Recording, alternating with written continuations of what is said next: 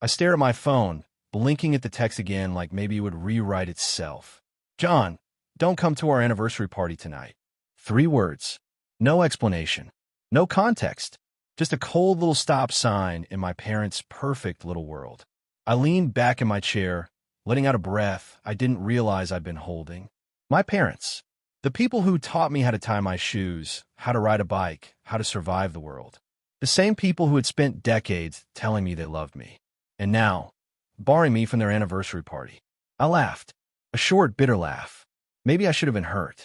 Maybe I should have cried. But really, it was just absurd. Of all the ways to show favoritism, barring your own kid from a party you're throwing, brilliant. Truly brilliant. I ran a hand through my hair. I'd known for years that I was the background John, the quiet one, the responsible one, the one who made sure everything was done right, but who never got the applause. My sister, Amelia, always got the spotlight. Always. And now, even when they celebrated themselves, I wasn't welcome. It wasn't new. This wasn't a one-off slight. This was a pattern, a family tradition, really. Amelia was the golden child, the center of the universe, and I was orbiting silently, trying to stay useful and unnoticed. Birthdays? Ignored. Milestones? Overlooked. College graduation? Barely remembered because Amelia had a sorority event. Job promotion? Oh, that's nice, John, they'd say, eyes already drifting toward Amelia's latest accomplishment. I shook my head, letting the memories flood in. Mom leaving my 8th grade recital early to pick Amelia up from soccer practice. Dad missing my scholarship dinner because she needed me for a project. And through it all, I excused it. I told myself maybe they didn't mean it. Maybe they just didn't notice. Tonight, though, tonight was different. Tonight, I realized they didn't notice. They just didn't care. I glanced at the clock. 7 o'clock. The party was in full swing. My phone buzzed again. Another message from a friend, a photo this time. Amelia standing in the living room, arms full of gifts, her parents beaming like they'd just invented perfection. I smirked. Hours later, I would laugh. Oh yes, I would laugh. Perfect. I'll continue the story from pages 5 to 35, building the rising tension, twist, emotional climax, and sweet revenge ending. I'll write it word for word, ready for narration, keeping John as the narrator. This will be a long piece, so I'll break it into readable chunks to ensure clarity and flow. I got into my car, started the engine, and drove. Not toward the party at first. I needed to see it from a distance. Sometimes the best revenge starts with observation. From across the street, I watched the lights flicker through the living room windows. Amelia, of course, was front and center, laughing too loudly, holding gifts like she owned the world. Mom's eyes sparkled with pride, pride she reserved only for her little golden girl. Dad nodded along politely, his smiles faint, his attention split. I took a sip of coffee and shook my head. The absurdity of it all made my chest tighten and then loosen at the same time. They thought they were untouchable. They thought I would sulk somewhere and quietly resent them. But I wasn't just watching anymore. I was planning. Then I noticed it. A box on the corner table. One of those gift delivery boxes. Something about the way it sat there wrong. I squinted. Someone had knocked it over. Or maybe they were hiding something. I laughed quietly. Hours later, this would be funny. Sweetly, beautifully funny. I parked a few blocks away and walked toward the house. I wasn't planning to storm in. No, the best part of revenge is timing. Subtlety, observation, patience. From the front door, I peeked through a side window. Inside, the chaos was starting to show. Drinks spilling, a little argument over seating, and Amelia still performing, grinning, laughing, directing attention like a conductor in her private orchestra. A friend passed by the window and waved. I waved back, keeping my distance. This was perfect. I could see everything. I could see the little cracks in the facade, the tiny mistakes, the awkward glances from people who realized the party wasn't as perfect as they'd been told. And then, I saw it. Amelia tripped over the edge of a rug. A small stumble. Nothing to worry about. But she laughed it off like it was nothing, like she was untouchable. That's when I realized she wasn't untouchable. Not tonight. I stayed hidden for another 15 minutes, watching as the party continued. Drinks spilled, a candle leaned precariously, laughter too loud, voices raised in tiny arguments. The house was chaos masquerading as perfection. And then I saw it. Mom reached for a photo frame and knocked it over. Glass shattered. Dad sighed, muttered something under his breath.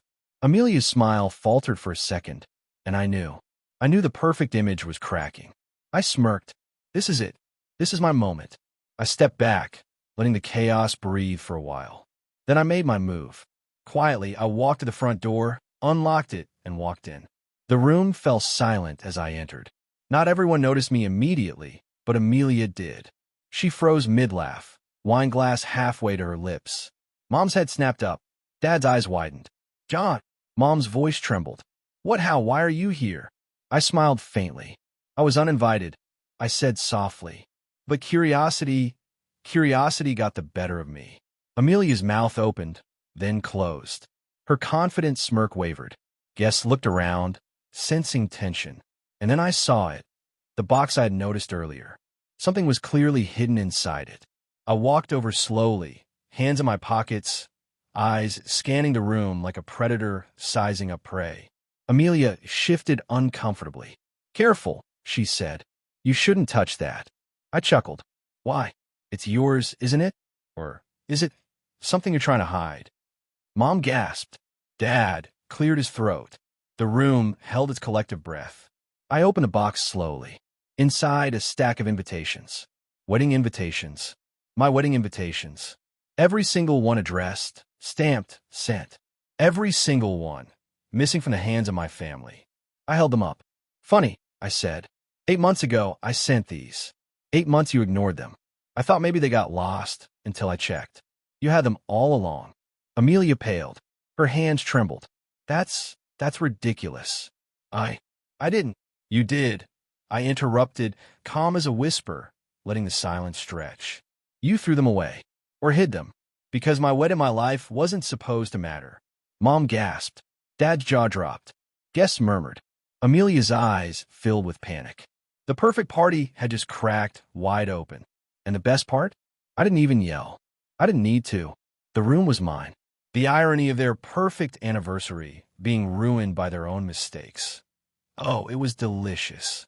Amelia tried to cover, tried to deflect. John, you're being dramatic. Nobody meant. Amelia, I said softly, deadly calm.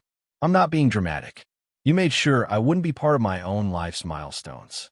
I just caught up with reality. The room was frozen. Mom's hands covered her mouth. Dad looked away, ashamed. Guests were whispering.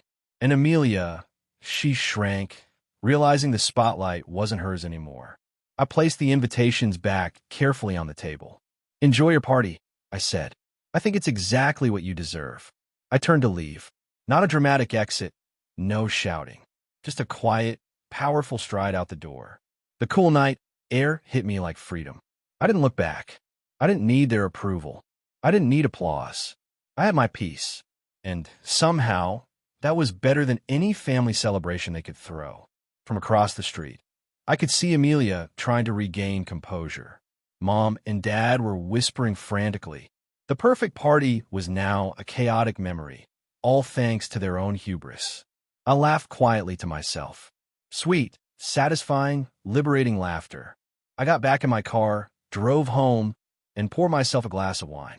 Alone, yes, but free. The phone buzzed, friends texting about the chaos, photos, gossip. I smiled. This was my revenge. Subtle, perfect, just enough to show them what ignoring me for years had cost them. I sat back, sipping, thinking about my life, my happiness, my choice to walk away from the family circus. And for the first time, it felt mine.